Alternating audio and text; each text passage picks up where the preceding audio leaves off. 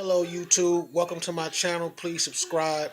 The topic I'm going to talk about right now is the family of the shooter of the Florida school massacre. Before I begin this video, I want to send my heartfelt condolences to the family of the victims who passed away in that horrific tragedy, and I also want to extend my get wells to all of the survivors.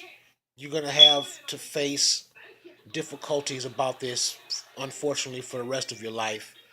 It shouldn't happen that way, but that's just the way tragedy is in this world. When you're affected by tragedy, it affects you forever. There is no cutoff time for it to go away.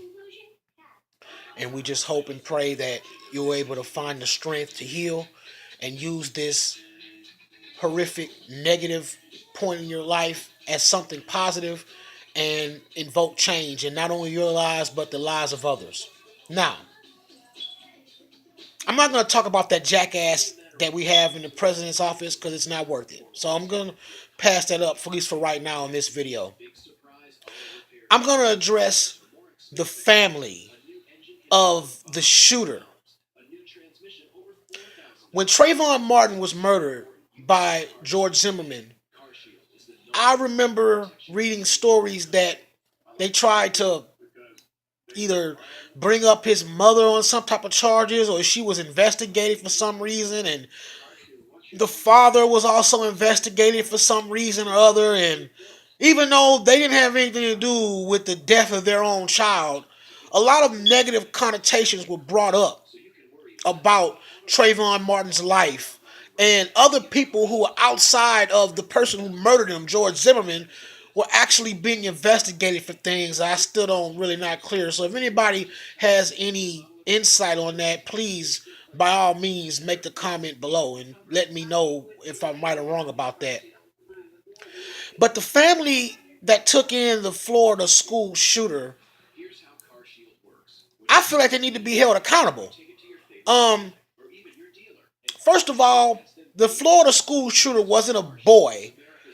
He wasn't a kid. He wasn't 16, 15, 14, not even 17. He was 19 years old, which in most states in this nation makes you a grown ass man. Um, Pardon any words that I may use that may offend people, but he was a grown man, and he wasn't a boy. Second of all, he has no parents. Both his parents unfortunately passed away.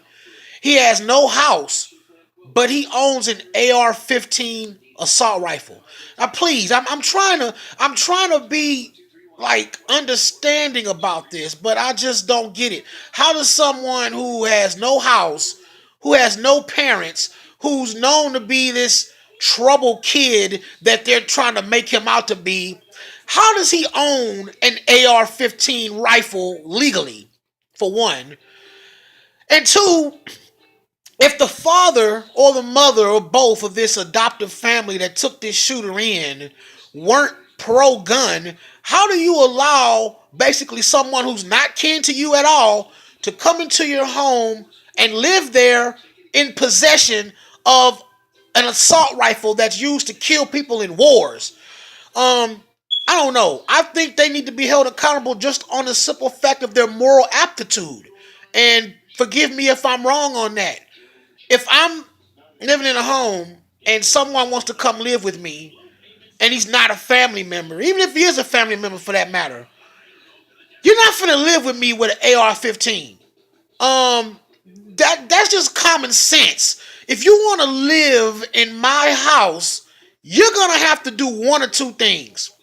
Either you're gonna have to let me take that AR-15, put it in storage where only I have the key, and the only way you get that AR-15 back is if you get your own house. Or two, you don't live here at all. There are no middle ground options to either one of those statements. And if you feel like you want to own this gun and keep it, hey, that's all good. But you're not finna live here.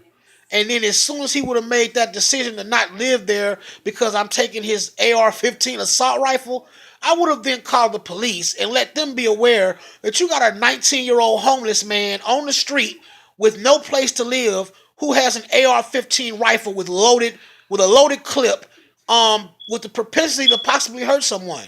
So, to make a long story short, I feel like the adoptive family needs to be held accountable, and I hope that some of the surviving family members who are watching this video take that into account and bring them up in civil court, because I do believe that they should be held morally responsible. Telling a 19-year-old grown ass man that, oh, you can just lock up your assault rifle and that's all you have to do is not enough. Because apparently it wasn't locked up enough. He was able to get to it and he was able to use it. So therefore, I feel like they should be held financially responsible by all of the survivors and by all of the victims in that horrific tragedy.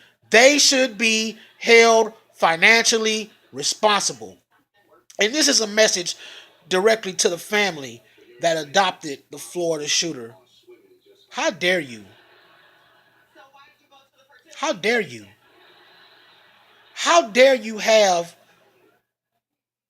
that type of lapse of judgment, of character, of sanity to be able to bring in someone into your house who has a gun that you don't even own?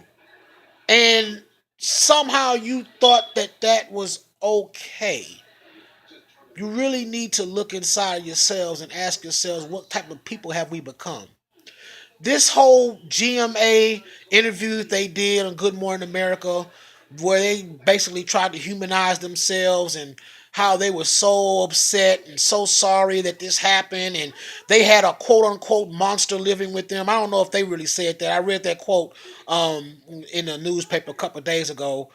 That doesn't erase the fact that this 19-year-old man had access to an AR-15, and he had a place to live with this AR-15, and no one at any given time thought that something's wrong with this narrative, and they allowed it to persist until finally, just like an infested boil, it popped and just spread its infected disease on everything that was good. You ought to be ashamed of yourselves, family of the Florida victims. And I said I wasn't going to say anything about that jackass that's in office, but I guess I'm going to end this video with this. The people that voted for him knew what they were getting. The people that didn't vote for him knew what they were going to get if he was to become president anyway. He's not doing anything that he hasn't done for the past 4 decades in the public eye. From the Central Park Five all the way up until now. And if you don't know about the Central Park Five, just go do your research on.